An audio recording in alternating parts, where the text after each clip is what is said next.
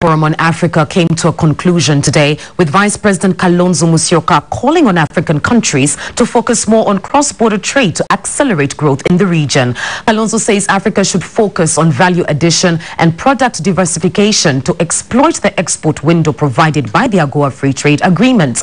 The three-day forum closed with Africa signing two crucial agreements with the U.S. that will help to boost trade between the two regions.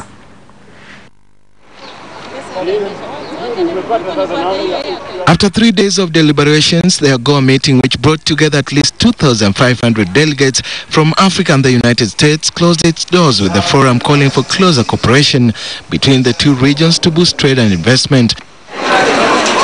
Vice President Kalonzo Musyoka, who delivered the closing remarks, echoed the words of yesterday's keynote speakers with a plea to Africa to trade more with itself.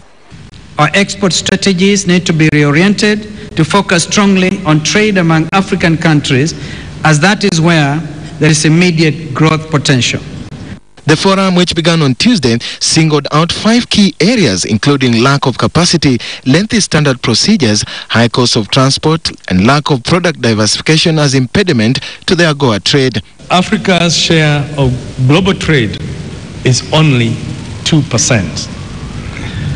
And an increase of only 1% would generate more resources than all the official development assistance provided in any given year.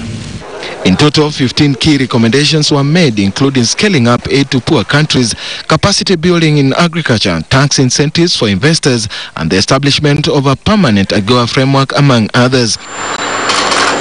Meanwhile, Africa came out a winner at the forum, with at least 2 treaties being signed to facilitate trade.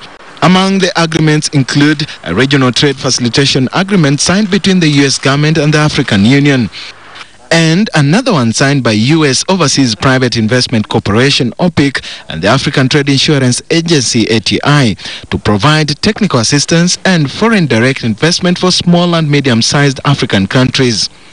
Tony Sanya, Citizen Business.